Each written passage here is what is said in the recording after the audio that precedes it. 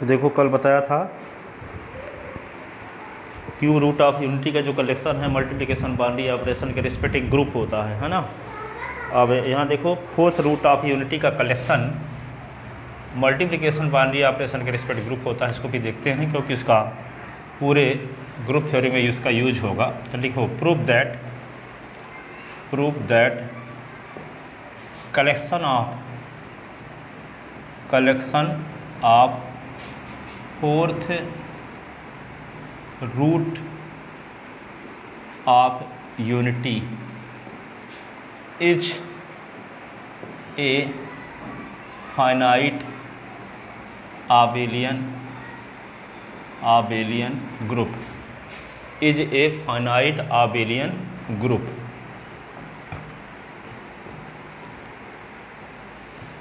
group with respect to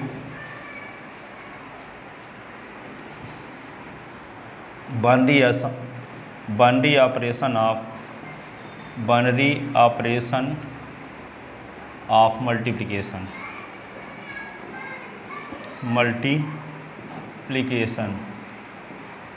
with respect to binary operation of multiplication। अब देखो fourth root कैसे निकालते हैं। लेट 1 की पावर 1/4 बराबर एस। वहाँ क्या किए थे 1 की पावर 1/3 बराबर एस माने थे। यहाँ 1 की पावर 1/4 तो 1 की पावर 1/4 दोनों साइड में पावर 4 लगाते हैं। 4 कट गया तो 1 इज इक्वल टू हो गया एस की पावर 4। तो इम्प्लाइज एस की पावर 4 इज इक्वल टू 1। तो एस की power 4 minus 1 is equal to 0। इसको एस स्क्वायर का स्क्वायर 1 का स्क्वायर इज इक्वल टू 0। इसी को लिख सकते हैं एक्स स्क्वायर माइनस 1 एक बार और X square plus 1 is equal to 0। इसी को लिख सकते हैं एस स्क्वायर माइनस 1 स्क्वायर और X square plus 1 is equal to 0। ये होगा S minus 1 S plus 1 S square plus 1 is equal to 0। तो क्या होगा S minus 1 is equal to 0 S plus 1 is equal to 0 S square plus 1 is equal to 0। तो S is equal to 1 S is equal to minus 1। इसको लिख सकते हैं X square minus 1 is equal to 0। ठीक है, तो ये क्या लिख देंगे एस इज इक्वल टू 1 हुआ S is equal to minus 1 हुआ। इसको एक्स स्क्वायर माइनस 1 के स्थान पे आयोटा स्क्वायर लिख सकते हैं इज इक्वल टू 0। तो इसी को हम ऐसे लिख सकते हैं X is equal to 1 X is equal to minus 1 और यहाँ पे क्या होगा एक्स माइनस आयोटा और X plus iota is equal to 0। तो X is equal to 1 X is equal to minus 1 और ये क्या होगा S minus iota is equal to 0 S plus iota is equal to 0। S is equal to क्या होगा 1 S is equal to minus 1 S is equal to iota S is equal to minus iota. ठीक है, तो hence 1 की power 1/4 बराबर क्या होगा 1 minus 1 iota minus iota. ये फोर्थ रूट ऑफ यूनिटी है। ठीक है, इकाई का चतुर्थ मूल है। ये क्या है इकाई का चतुर्थ मूल फोर्थ रूट ऑफ यूनिटी। अब देखो यहाँ पे फोर्थ रूट ऑफ यूनिटी में क्या देखते हो आप, इसमें 1 माइनस 1 आयोटा माइनस आयोटा। ठीक है, तो ये फोर्थ रूट ऑफ यूनिटी का जो कलेक्शन होता है वहाँ पे let collection of fourth root of unity be G. मान लेते हैं कि फोर्थ रूट ऑफ यूनिटी का कलेक्शन जी है। देन जी के मेंबर क्या होंगे ये होंगे 1 माइनस 1 आयोटा माइनस आयोटा। ये अब हमको प्रूव करना है कि जी मल्टीप्लिकेशन बाइनरी ऑपरेशन के रिस्पेक्टिव फाइनाइट आबेलियन ग्रुप है। ठीक है,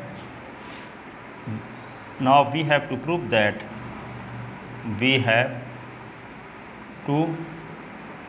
दैट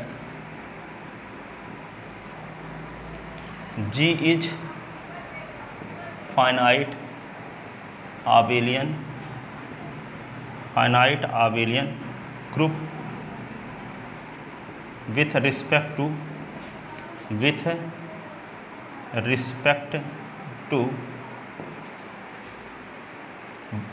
binary operation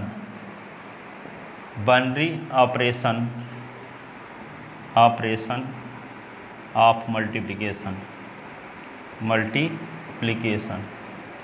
ठीक है। मल्टीप्लिकेशन बाइनरी ऑपरेशन के रिस्पेक्ट क्या है, फाइनाइट आबेलियन ग्रुप है।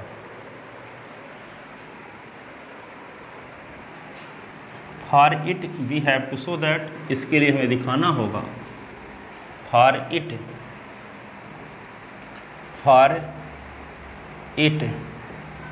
We have to show that, binary operation multiplication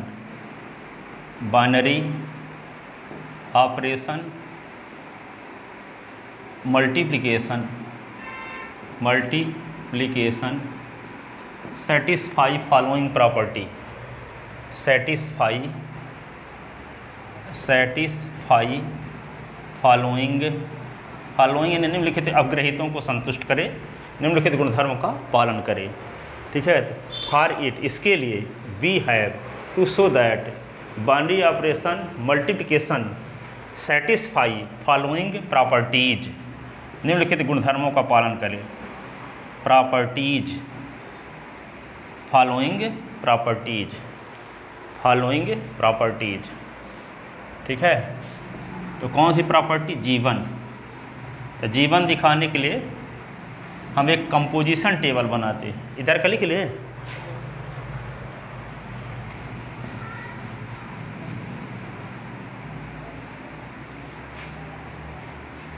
ठीक है, तो क्या लिखेंगे, for it we make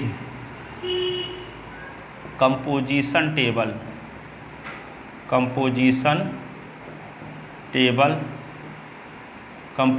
table as follows. तो कैसे बनाते हैं कंपोजिशन टेबल, ऐसे देखो, सुन लो, ये क्या है, 1 - 1 आयोटा माइनस आयोटा, यहाँ लिखो 1 - 1 आयोटा माइनस आयोटा, ये हम मल्टीप्लिकेशन लगाते हैं, ठीक है ना।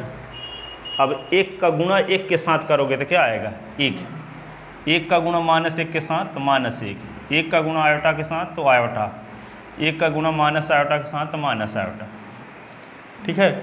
-1 का गुणा 1 के साथ तो -1, माइनस का -1 के साथ तो 1, -1 का आयोटा के साथ तो माइनस आयोटा, -1 का माइनस आयोटा के साथ तो आयोटा, आयोटा को 1 के साथ तो आयोटा, आयोटा का -1 के साथ तो माइनस आयोटा, आयोटा का आयोटा के साथ आयोटा स्क्वायर, इसका मान -1 होता है, आयोटा का माइनस आयोटा के साथ तो माइनस आयोटा स्क्वायर तो 1 होता है, माइनस आयोटा को 1 के साथ तो माइनस आयोटा, माइनस आयोटा को -1 के साथ तो क्या, आयोटा, माइनस आयोटा का आयोटा के साथ तो माइनस आयोटा स्क्वायर, तो माइनस आयोटा स्क्वायर की वैल्यू 1, ठीक है। माइनस आयोटा का माइनस आयोटा के साथ तो माइनस प्लस आयोटा स्क्वायर, इसकी वैल्यू -1। अब देखो, जी के किन्हीं भी 2 एलिमेंट में गुणा लगाएंगे तो जो रिजल्ट है ये आएगा। ये देखो, जी का ही एलिमेंट आ रहा है कि नहीं, जी के एलिमेंट ये न थे, 1 - 1 आयोटा माइनस आयोटा, तो 2 एलिमेंट के बीच में गुणा लगाने से जो रिजल्ट आता है वे ये है। आज ये कोई ऐसा एलिमेंट नहीं है जो जी के बाहर का एलिमेंट हो, ठीक है। इसका मतलब क्या है, मल्टीप्लिकेशन बाइनरी ऑपरेशन जी में क्लोजर प्रॉपर्टी को होल्ड करती है, ठीक है ना, कोई भी 2 एलिमेंट के बीच, ठीक है।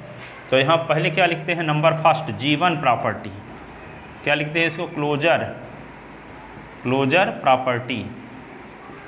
तो क्लोजर प्रॉपर्टी में क्या लिखेंगे, कोई for all iota minus iota belong in G, we get iota into minus iota बराबर माइनस आयोटा स्क्वायर बराबर 1 belong in G. Hence G1 property is satisfy, property is satisfy, ठीक है ना। कंपोजिशन टेबल में देखते हैं कोई भी दो एलिमेंट के बीच में गुना लगाते हैं तो रिजल्ट क्या आता है, जी का ही एलिमेंट आता है। इट प्रतिनिधि के रूप में दिखा दिए कि आयोटा माइनस आयोटा लिए तो दोनों का गुणा किए तो 1 आया, 1 जी का एलिमेंट है। यहाँ फार ऑल लगा दिए, इसका मतलब ये हुआ कि जी के हर एक एलिमेंट के लिए कंडीशन सेटिस्फाई है। जी के कोई भी दो एलिमेंट लेंगे तो इसका जो रिजल्ट आएगा वो जी का ही मेंबर होगा। जैसे एक स्थिति दिखा दिए, इसका मतलब फार ऑल लगा दिए, इसका मतलब इन दो एलिमेंट के स्थान पे कोई भी दो एलिमेंट उपयोग किए जा सकते हैं, ठीक है। चाहे वन आयोटा ले लें, चाहे वो आयोटा 1 ले लें, चाहे 1 माइनस 1 ले लें, गुणा करेंगे तो जो रिजल्ट आएगा किसका एलिमेंट रहेगा, जी का। इसका मतलब hence G1 property is satisfy, ठीक है। G1 property is satisfy. अब लिखो G2 एसोसिएटिव ला, एसोसिएटिव ला, तो क्या लिखेंगे, फॉर ऑल 3 एलिमेंट ले लो, iota minus iota 1 belong in G. We see that क्या देखते हैं हम, आयोटा और इनटू माइनस आयोटा और फिर गुणा 1, आयोटा गुणे माइनस आयोटा गुणे 1, ऐसे इसका मल्टीप्लाई इसके साथ करेंगे तो क्या आएगा, माइनस आयोटा का स्क्वायर गुणे 1, इसका क्या होगा, आयोटा इंटू माइनस आयोटा, ये क्या आएगा, माइनस आयोटा स्क्वायर, ये भी माइनस आयोटा स्क्वायर, दोनों साइड की वैल्यू सेम आ रही है कि नहीं। इसी को लिख सकते हैं 1, इसी को लिख सकते हैं 1, तो left hand side is equal to right hand side. It means जिसका अर्थ है G2 property is also, G2 property is also satisfy,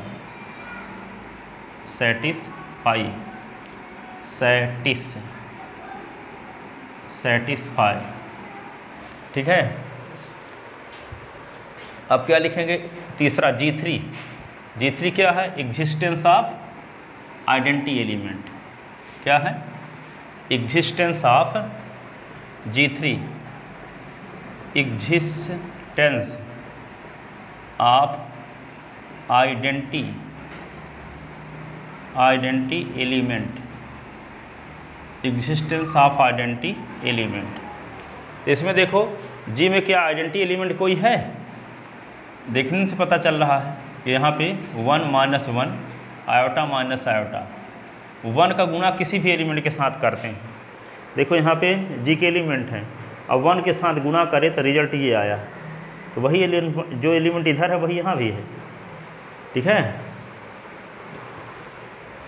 from composition table clear that 1 is identity element in G, ठीक है। कंपोजिशन टेबल से स्पष्ट है, from composition table clear that 1 is identity element in ji.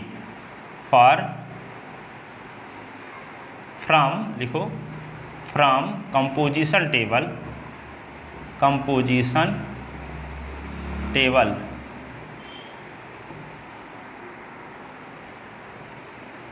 it is clear that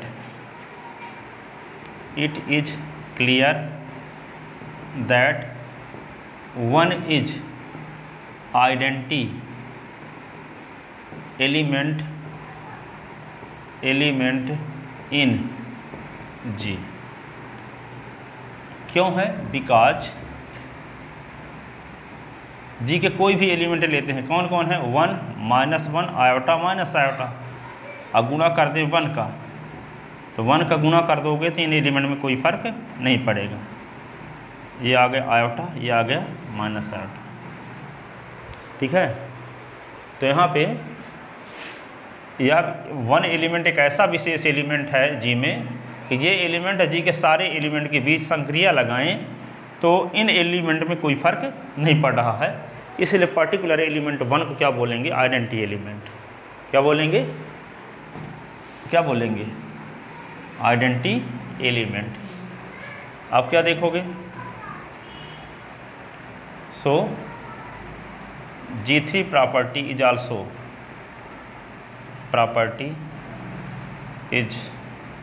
also satisfied ठीक है। अब क्या लिखेंगे, G4। G4 का मतलब क्या होता है, existence of inverse element, existence of inverse element, existence of inverse element.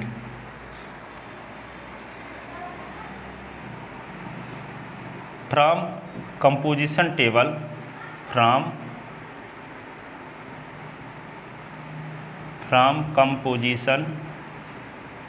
composition table we see that 1 में 1 का गुणा करने से 1 आता है, ठीक है। -1 में -1 का गुणा करने से 1 आता है। आयोटा में माइनस आयोटा का गुणा करने से 1 आता है। माइनस आयोटा में आयोटा का गुणा करने से 1 आता है। तो 1 क्या है, आइडेंटिटी एलिमेंट। तो 1 का इनवर्स एलिमेंट 1 है, -1 का -1 है, आयोटा का माइनस आयोटा है, माइनस आयोटा का 1 है, आयोटा है। तो जी में 4 एलिमेंट थे, चारों का इनवर्स एलिमेंट जो होंगे वे जे हैं, ये जी में कंटेन है, ठीक है। तो जी में जितने एलिमेंट हैं उनका जो इनवर्स एलिमेंट होगा, जी के बाहर कंटेन नहीं है, जी के अंदर है। 1 का इनवर्स एलिमेंट 1 होता है तो 1 जी में है। -1 का इनवर्स एलिमेंट -1 होगा तो -1 भी जी में है। आयोटा का इनवर्स एलिमेंट माइनस आयोटा होगा तो माइनस आयोटा भी जी में है। और माइनस आयोटा का इनवर्स एलिमेंट आयोटा होगा तो आयोटा भी जी में है। तो जी में जितने एलिमेंट हैं उनका जो इनवर्स एलिमेंट है वह भी जी में कंटेन है। इसका मतलब ईच एलिमेंट के इनवर्स एलिमेंट का एग्जिस्टेंस जी में है, ठीक है।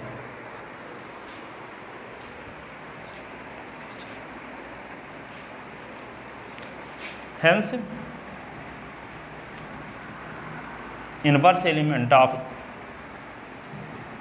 Each element, hence inverse element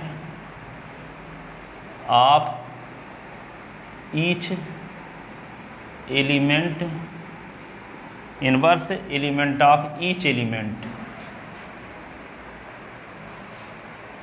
is also contain in G, is also contain in G।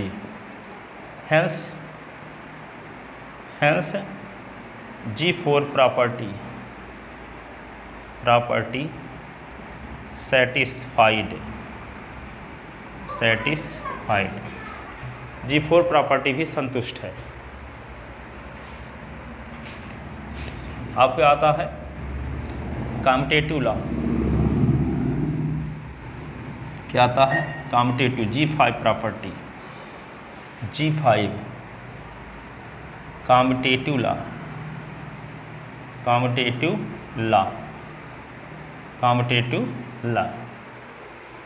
ठीक है। अब कम्यूटेटिव लॉ क्या होता है, कुछ स्टूडेंट ऐसे होते हैं कि गांव से आते हैं, पता चला वो हिंदी मीडियम से BSc किए हैं, ठीक है, और वो ट्यूशन भी कहीं नहीं पढ़े, कॉलेज में भी पढ़ाई नहीं हुई, तो वे कॉलेज में कुछ लिख ही नहीं पाते ना, इंग्लिश में लिखना है। अब इंग्लिश के उनके वर्ड भी नहीं याद होते, पता चला वंडर ऑफ साइंस का लेख भर याद इंग्लिश में, तो वो लिखेंगे क्या। कहते हैं कोई, मान लो कभी कभी कॉलेज वाले ऐसा भी कह देते हैं कि जो बनता वही लिखो, तो थोड़ी जो बनता तो क्या लिखोगे, हिंदी में थोड़ी कुछ लिखोगे, लिखोगे तो उसी चैप्टर का लिखोगे, उसी संबंधित चीज़ लिखोगे हैं। कभी कभी ऐसा होता है कि बहुत आपको सहूलियत करने के लिए ऐसा बोल देते हैं, ऐसा होता भी है। अधिकांश कॉलेज में आजकल पढ़ाई होती नहीं है, पर लिखना उसी सब्जेक्ट का लिखना है। तो ये सब चीज़ें पढ़े रहना है, ठीक है, ये बहुत ज़रूरी रहता है। नहीं पता चला कि वो जो आया हो तो बन ही नहीं रहा है और ये भी लिखते नहीं बन रहा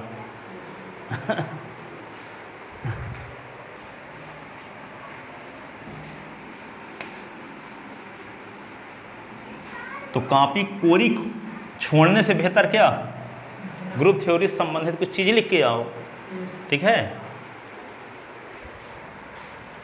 अब ये हम अभी से इरादा ना बना लो कि हम यही इसको लिख के आएंगे, जो आएगा सब पढ़ के जाना है।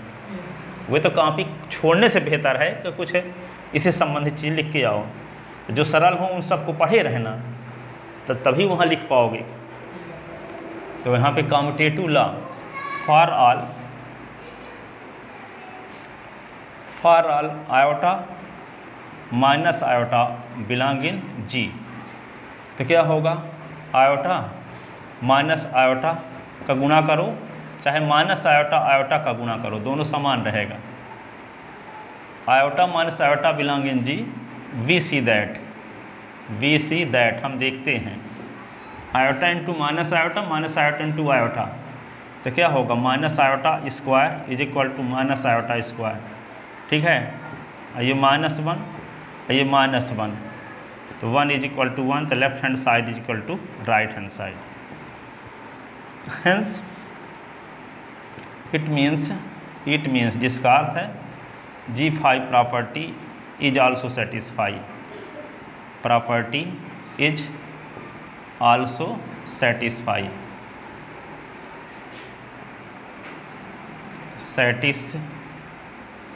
सेटिस्फाइड। ठीक है,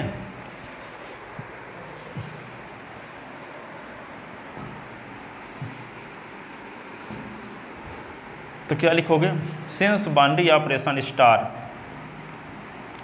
binary operation multiplication, since binary operation multiplication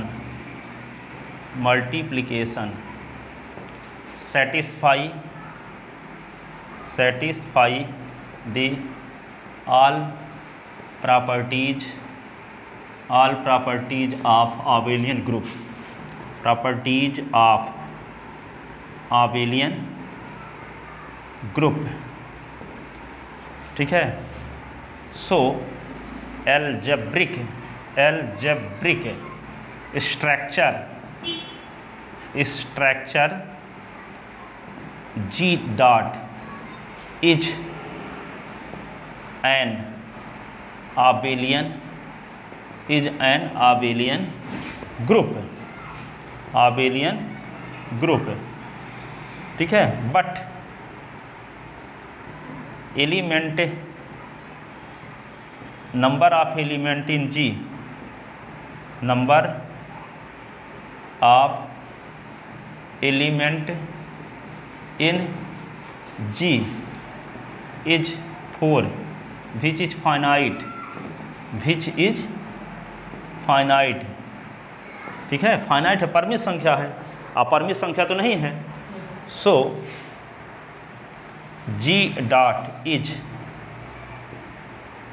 ए finite abelian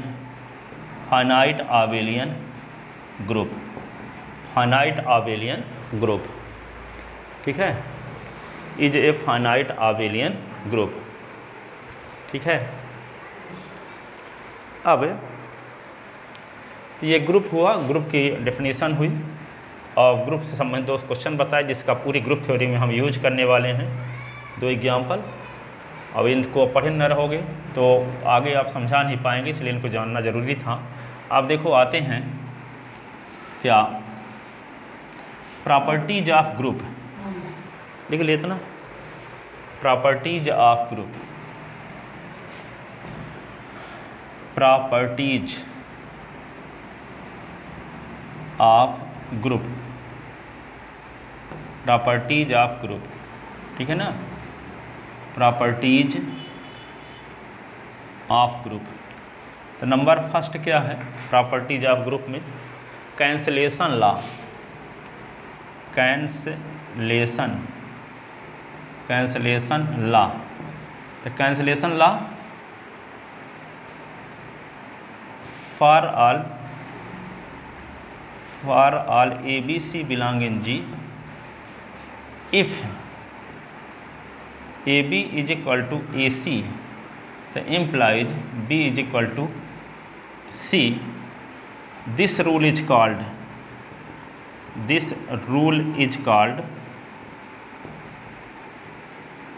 left cancellation law, left cancellation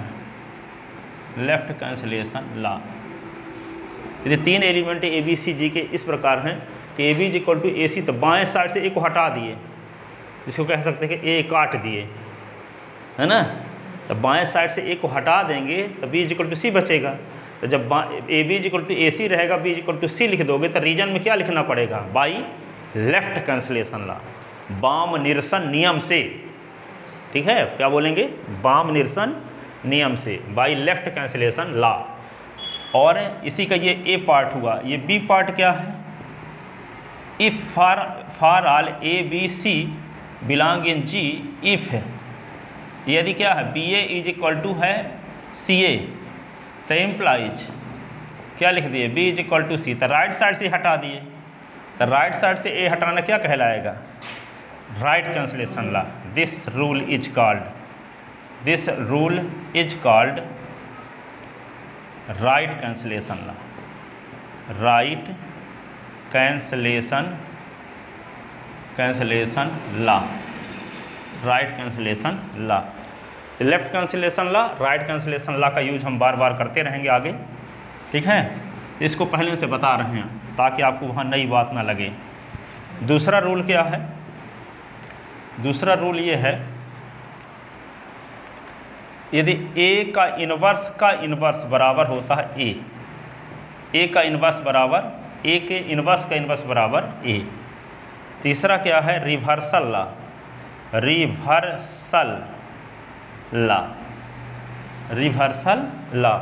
तो रिवर्सल लॉ क्या होता है, यदि ए और बी जी के दो एलिमेंट हों, इफ़ ए और comma B belong in G, then क्या होगा, ए इंटू बी का इन्वर्स इज इक्वल टू होता है बी का इन्वर्स ए का इन्वर्स, ठीक है। यदि जी मल्टीप्लिकेटिव ग्रुप है, इसकी आप बाइनरी ऑपरेशन मल्टीप्लिकेशन है, तो दो एलिमेंट के मल्टीप्लिकेशन का इन्वर्स उनके इन्वर्स के उल्टे क्रम के गुणनफल के बराबर होता है। ये नहीं है कि ए बी इंटू बी का इन्वर्स है, ए इन्वर्स बी इन्वर्स लिख दें, इन्वर्स लिखेंगे यहाँ भी लेकिन उल्टा क्रम करेंगे। यहाँ ए इंटू बी का इन्वर्स बराबर ए इन्वर्स बी इन्वर्स नहीं होता, बी इन्वर्स ए इन्वर्स होता। इसी को व्युत्क्रम नियम या रिवर्सल लॉ कहते हैं, ठीक है ना। तो जब ए इंटू बी का इन्वर्स रहेगा तो हम लिखा करेंगे B inverse A inverse, reason क्या लिखेंगे, रिवर्सल लॉ, व्युत्क्रम नियम से, ठीक है। अब यहाँ पे किसी ग्रुप में जो आइडेंटिटी एलिमेंट होता है वह यूनिक होता है।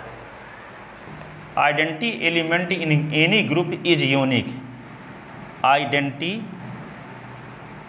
Element in any group is unique. किसी ग्रुप में आइडेंटिटी एलिमेंट अद्वितीय होता है, केवल एक ही होता है। किसी ग्रुप में एक से अधिक आइडेंटिटी एलिमेंट नहीं रहेंगे। Inverse element of each element is unique, inverse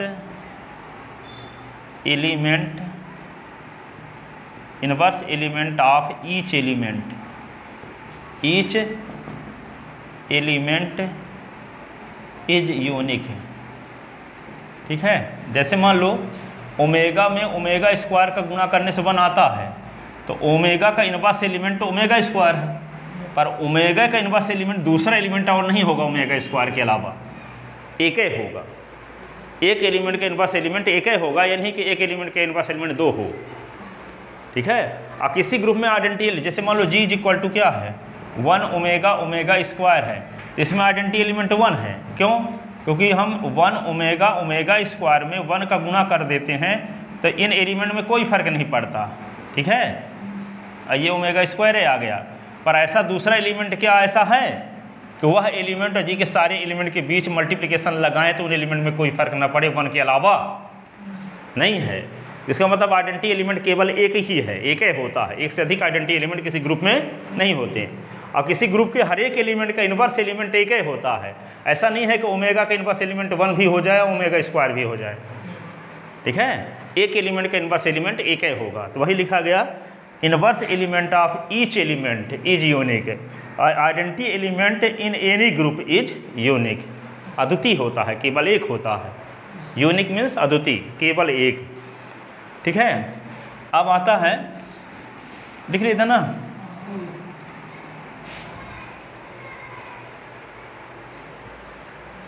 this rule is called right cancellation law.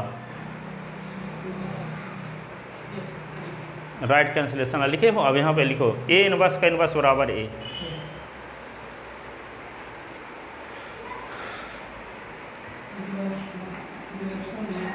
हाँ, रिवर्सल लॉ, व्युत्क्रम नियम।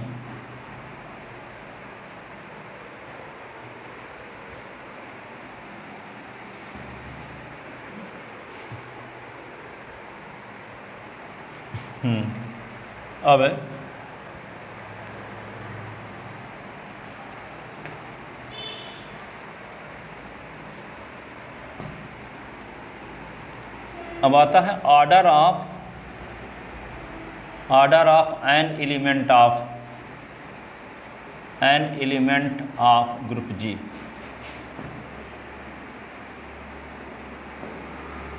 Order of an element of group G.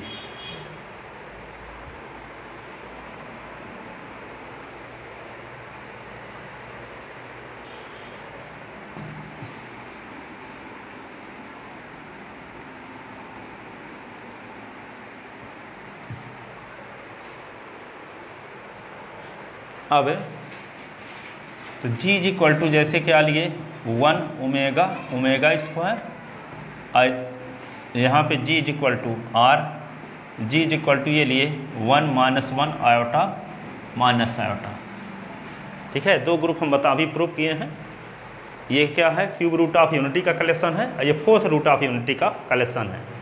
ठीक है, तो यहाँ पे देखो 1 में कौन छोटा छोटा इंटीजर लगाएं पावर, ताकि इसका मान आइडेंटिटी एलिमेंट आ जाए इस ग्रुप का, तो 1 है। 1 में पावर 1 लगाएंगे तो 1 आएगा। पॉजिटिव इंटीजर 1 है। ठीक है, ओमेगा में पॉजिटिव इंटीजर क्या लगाएं 3, तब 1 आएगा। और ओमेगा स्क्वायर में पॉजिटिव इंटीजर 3 का उपयोग करें तब भी 1 आएगा। ठीक है, यहाँ पे देखो 1 में पावर लगाएंगे 1 तो 1 आएगा, -1 में पावर 2 लगाएंगे तो 1 आएगा, आयोटा में पावर 4 लगाएंगे तो 1 आएगा, और माइनस आयोटा में पावर 4 लगाएंगे तो 1 आएगा।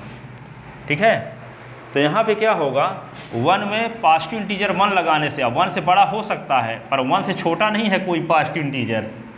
ठीक है, 1 की पावर 25 करेंगे तब भी 1 आएगा, लेकिन 25 से छोटा 24 है, 24 से छोटा 23 है, तो सबसे छोटा इंटीजर क्या है 1। ठीक है, 1 से छोटा कोई पॉजिटिव इंटीजर नहीं है जिसको 1 के पावर के रूप में लगाएं तो आइडेंटिटी एलिमेंट 1 आए, इसलिए इस एलिमेंट का ऑर्डर 1 होगा। तो इसको डिनोट ऐसे करेंगे, order of 1 is equal to 1। Omega का ऑर्डर क्या होगा, तो ओमेगा के लिए पॉजिटिव इंटीजर 3, छोटा पॉजिटिव इंटीजर 3 का उपयोग करते तो 1 आता है। जैसे ओमेगा में पावर 6 लगाएंगे तब भी 1 आएगा, ओमेगा में पावर 9 लगा देंगे तब भी 1 आएगा, लेकिन छोटा पॉजिटिव इंटीजर क्या है, ओमेगा 3 है। ठीक है, 3 से छोटा नहीं हो सकता, ओमेगा स्क्वायर का मान 1 नहीं आएगा। ठीक है, तो ओमेगा के लिए पॉजिटिव इंटीजर कौन सा होगा जिसको पावर के रूप में अप्लाई करें तो उसकी आइडेंटिटी एलिमेंट आ जाए उस ग्रुप का 3। तो order of omega is equal to क्या होगा 3, order of omega square is equal to क्या होगा 3, क्योंकि ओमेगा स्क्वायर में छोटा पॉजिटिव इंटीजर 3 लगाएंगे तो ओमेगा की पावर 6 आएगा, जिसको लिख सकते हैं ओमेगा की पावर 3 इंटू ओमेगा की पावर 3, तो 1 इंटू 1 तो 1 हो जाएगा। लेकिन ओमेगा स्क्वायर में 3 से बड़ा पावर तो लगा सकते हैं, 6 भी लगा देंगे तब भी होगा 1, लेकिन छोटा पॉजिटिव इंटीजर होना चाहिए। तो किसी ग्रुप का कोई एलिमेंट लें ए, और ए के लिए वह छोटा पॉजिटिव इंटीजर n, जिसमें पावर जब लगाएं पावर के रूप में अप्लाई करें तो आइडेंटिटी एलिमेंट आना चाहिए उस ग्रुप का, तब वह n कहलाएगा उस एलिमेंट का ऑर्डर, जिसको लिखते हैं order of A is equal to n। तो किसी एलिमेंट के लिए वह पॉजिटिव इंटीजर n, छोटा पॉजिटिव इंटीजर n जिसको पावर के रूप में अप्लाई करें तो उस ग्रुप का क्या आना चाहिए आइडेंटिटी एलिमेंट, तो वह छोटा पावर कहलाएगा उस एलिमेंट का ऑर्डर, उस एलिमेंट का ऑर्डर कहलाएगा। ठीक है, तो जैसे यहाँ पे 1 में पावर 1 लगाए हैं तो 1 आया है, तो ऑर्डर ऑफ क्या हुआ, order of 1 is equal to 1। यहाँ क्या आएगा, order of -1 is equal to 2, -1 में पावर 2 लगाने से आइडेंटिटी एलिमेंट आया है। ठीक है, आयोटा में पावर 4 लगाने से 1 आया है, तो order of iota is equal to 4, और order of minus iota is equal to भी 4। ठीक है, तो ये ग्रुप के किसी एलिमेंट का ऑर्डर इस तरीके से निकालते हैं, ग्रुप के किसी एलिमेंट का ऑर्डर। अब ग्रुप का ऑर्डर कैसे निकालते हैं? ग्रुप में एलिमेंट की संख्या को गिन लो। जैसे यहाँ एक ग्रुप का ऑर्डर क्या है, तो ग्रुप में कितने एलिमेंट हैं? यहाँ 3। तो order of G is equal to क्या होगा? 3। और यहाँ order of G is equal to 4। तो ग्रुप में एलिमेंट की संख्या को ग्रुप का ऑर्डर कहते हैं। अब किसी एलिमेंट का ऑर्डर निकालना है तो उस एलिमेंट के लिए वह छोटा छोटा पॉजिटिव इंटीजर जिसको पावर के रूप में अप्लाई करें तो उस ग्रुप का आइडेंटिटी एलिमेंट आना चाहिए। तो वह छोटा छोटा पॉजिटिव इंटीजर कहलाएगा उस एलिमेंट का ऑर्डर, उस एलिमेंट का ऑर्डर। ठीक है, तो ये ऑर्डर के बारे में आपको जानकारी मिली। अब आता है complex of group. Complex of group, तो कॉम्प्लेक्स क्या होता है किसी ग्रुप का? देखो आप लोग 11वीं क्लास में पढ़े थे, जैसे कोई सेट है ए और इसके एलिमेंट हैं ए बी, ठीक है, और दूसरा सेट है बी जिसके एलिमेंट हैं ए बी सी, ठीक है। तो ए के पूरे एलिमेंट बी में कंटेन है कि नहीं? तो ए कहलाता है सबसेट बी का, इसको सबसेट का चिन्ह कहते हैं, है ना। ये सबसेट है बी का, ठीक है। लेकिन अब किसी ग्रुप के कितने सबसेट बन सकते हैं? जैसे इस ग्रुप में एलिमेंट हैं 2, इसके सबसेट बनेगा, एक ए बनेगा, एक बी बनेगा, एक ए बी बनेगा और एक फाई, ठीक है। ए बी बी तो एक बात हुई, ठीक है। तो यहाँ पे इस सेट के सभी एलिमेंट इसमें कंटेन है, तो ये भी सबसेट है। इस सेट के सभी एलिमेंट इसमें कंटेन है, तो ये भी सबसेट है इसका। इसके सभी एलिमेंट इसमें कंटेन है, ये भी सबसेट है इसका। फाई तो सबका सबसेट होता है, एम्प्टी सेट, ठीक है। तो इस सेट में 4 एलिमेंट हैं, तो सबसेट कितने हुए? 1 2 3 4, यानी 4 सबसेट हुए। तो 4 आएगा कैसे? इस सेट में कितने एलिमेंट थे? 2, तो 2 की पावर 2 करने से 4 आया, ठीक है। यदि मान लो किसी सेट में एलिमेंट होते ए बी सी, तो कितने सबसेट बनते? 2 की पावर 3 यानी 8, ठीक है। किसी सेट में एलिमेंट 4 होते, मान लो ए बराबर क्या होता? ए बी सी और डी, तो कितने सबसेट बनते? 2 की पावर 4 बराबर 16 सबसेट बनते, ठीक है।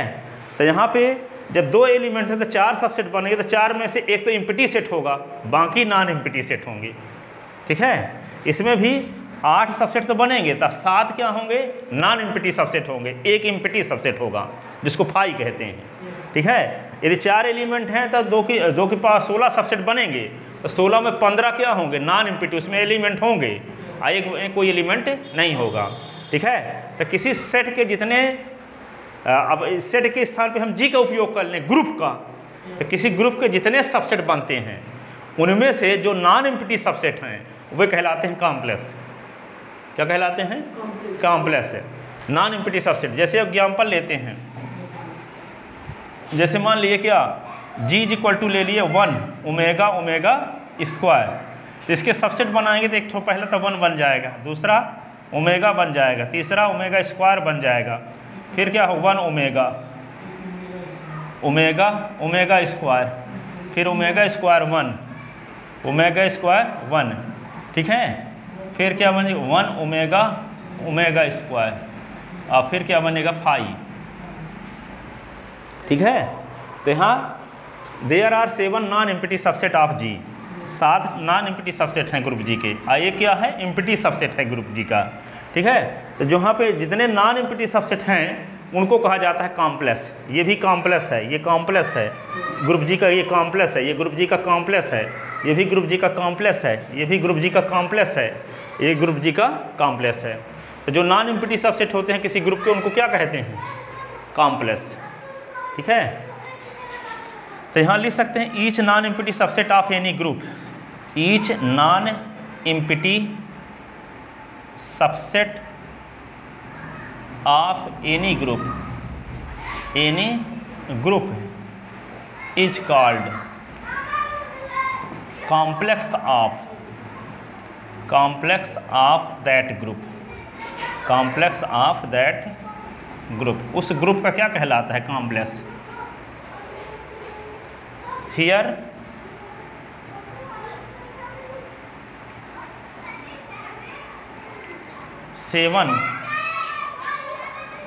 सेवन कॉम्प्लेक्स ऑफ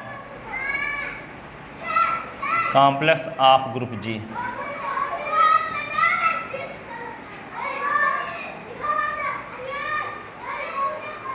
ठीक है, तो 7 कॉम्प्लेक्स हैं ग्रुप जी के।